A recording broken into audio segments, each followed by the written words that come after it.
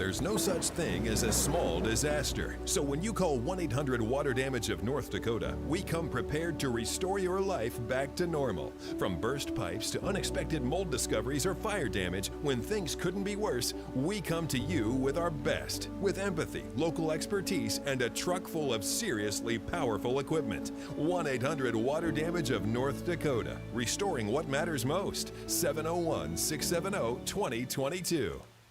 Good afternoon. Welcome to this Valley News Now weather update brought to you by 1-800-WATER DAMAGE of North Dakota. I'm First Alert Storm Team meteorologist Joseph Williams, and the time is currently, well, it's around 3:15 p.m. It's cold outside in the single digits near zero, but at least it's quiet outside, so that is the good news. We're seeing plenty of sunshine across our region. However, we do have two First Alert weather days coming up, so let me kind of step to the left so you can see a little bit better what I'm talking about. It's for this upcoming weekend, Saturday and Sunday, due to the threat of some blowing snow and snow accumulation in parts of our region. So let's get right to the forecast to show you what I mean. Again, the threat of blowing snow for this upcoming weekend, and that's thanks to a clipper system that, as of this Thursday afternoon, is out in the Pacific Ocean. Basically, between Saturday afternoon and early Sunday afternoon, we'll see snow showers sliding through our region, leading to snow accumulation. And around that same time, wind gusts will pick up across our region, first from the south on Saturday and then from the northwest on Sunday. And at times, gusts will be above 30 miles per hour. It's going to lead to some blowing snow and travel impacts. Again, here's the culprit. We got this low pressure system off the Pacific Northwest. It's pushing towards British Columbia as of Thursday afternoon.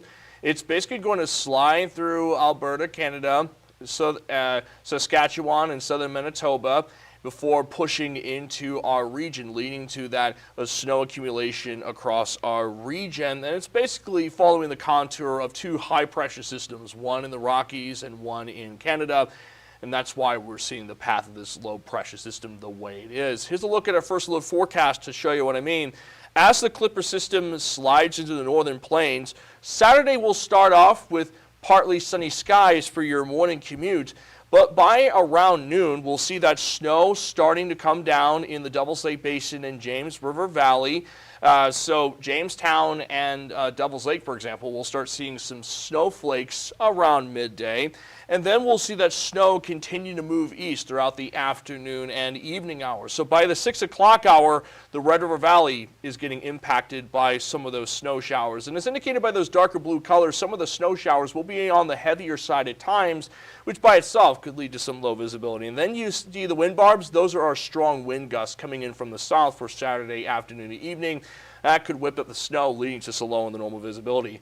Meanwhile, around the 6 o'clock hour, some areas in central and eastern North Dakota may actually see wintry mix trying to push through because temperatures will be near the freezing point in those locations, allowing for some rain to mix in with that snow. Most areas, though, will simply see snow coming down throughout Saturday afternoon and evening, even into Saturday night, because temperatures will stay below freezing in those locations. You can see by Saturday night, we fully transition into snow across our entire region as cold air filters in and the daytime heating goes away too. So we're looking at a pretty active Saturday afternoon and evening, and it's not until late morning, early afternoon for Sunday, in fact, that any leftover snow showers push east of our region, leaving behind cloudy, dry conditions by Sunday evening. So we're looking at a pretty active Saturday evening heading into Sunday morning. Definitely keep the VNN weather app handy as we First Alert track the snow. How much snow are we looking at? Well, the models are still in disagreement on exactly how much snow we'll see. The European model suggesting a lot more widespread snow accumulation compared to the American model on the right. But both models do suggest that some areas, such as the Red River Valley, could see a few inches of snow accumulation. They're both in agreement on that. And that's important because we're looking at strong winds pushing through. Again, starting from the south Saturday morning and afternoon, by around 4 o'clock, for example, gusts will exceed 30 miles per hour across much of our region, as indicated by these orange colors right here, which represent wind gusts in the 30 to 45 mile per hour range. We'll see the winds briefly dying down around midnight. Then the winds pick back up, this time coming from the northwest, heading into Sunday morning and afternoon. Again, wind gusts will be at or above 30 miles per hour in some areas Sunday morning and early afternoon.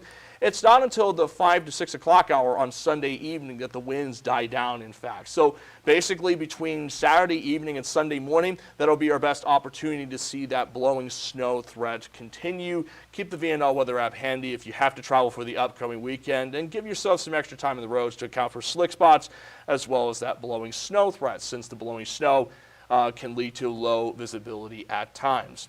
But before that happens, we do have our next weather maker, a low pressure system an Arctic air mass sliding in for heading into Friday, which leads to morning temperatures in the teens below zero in some locations, and wind chills will be much colder still. In fact, we do have cold weather advisories in effect for northeast North Dakota, the Red River Valley, and northwest Minnesota, because these areas here could see wind chills in the 30s below zero, as the air temperature will be in the teens below zero. With those kinds of temperatures, you don't need much wind to get a bitterly cold wind chill. Here's a look at our wind chills in Fargo, for example. Overnight into your Friday morning commute, we're looking at wind chills in the 30s below zero, with the coldest being around 34 below by 7 o'clock. Meanwhile, the air temperature will be 15 below, so it is going to be frigid for your Friday morning commute. And by your Friday out, and again, it's not just Fargo that's freezing. We're looking at air temperatures in the upper teens below zero in Thief River Falls and Grand Forks. Wind chills will be in the 30s below zero in Grand Forks and Thief River Falls. Air temperature 20 below with a wind chill of 33 below in Roseau. Air temperature of 18 below with a wind chill of 32 below in Langdon. Even down in southeast North Dakota, which doesn't have any cold weather alerts, we're looking at an air temperature of 10 below and a wind chill of 28 below in Oaks. So definitely make sure to bundle up, grab the layers if you have to head out for tomorrow morning. By tomorrow afternoon, we're still looking at single-digit temperatures above zero. We do climb above zero tomorrow afternoon, but still close to 0 degree mark, and wind chills will be in the single digits to teens below zero. So definitely make sure to bundle up if you are heading out for tomorrow morning, and even for tomorrow afternoon too. Even with those sunny skies across the region, it's still going to be a little bit uncomfortable. So let's recap everything. Friday, bitter cold. Make sure to bundle up. Then for the upcoming weekend, we have that clipper system bringing snow accumulation, slick roads, maybe some low visibility due to strong winds at times Saturday into Sunday. And then heading into next week, temperatures do climb into the 20s. After cooling down into the teens briefly on Monday, we warm back up into the 20s towards the middle and end of next week. In fact, seeing some 30s possible for next Thursday. Definitely enjoy those 30s heading into next Thursday. We'll just have to keep an eye on some isolated snow chances for next Tuesday and Thursday. So overall, pretty active next few days ahead of us, pretty active end to the month of January, and we will keep an eye on the upcoming weekend. I will be working this coming Saturday and Sunday, so I will provide you the latest first little updates as we track the snow heading into the weekend. So keep the VNN weather app handy for the weekend, and also just be prepared for the cold coming in for your Friday morning commute too. Now I'm going to get off of here, but I will be back on for 5:30, 6:30, 9, and 10. Summer Schnellbach will be on 4, 5, and 6, and we'll be giving periodic updates on the VNL First Alert Weather app too. Both talking about the snow that's coming, as well as the warm-up next week. So be sure to tune in for that.